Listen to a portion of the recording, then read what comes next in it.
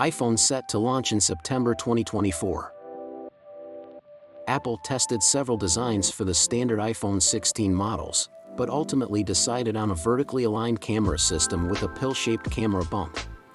Prior iPhones have used a square-shaped camera bump to accommodate the diagonal lenses, but Apple is able to slim down the camera bump with the new lens arrangement.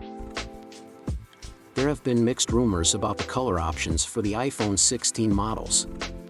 One rumor suggested 7 colors, including blue, pink, yellow, green, black, white, and purple. The iPhone 16 Pro and iPhone 16 Pro Max are expected to have larger display sizes, according to multiple sources. The iPhone 16 Pro will have a display that's 6.27 inches in size, rounded to 6.3, while the iPhone 16 Pro Max is expected to have a display that's 6.85 inches in size.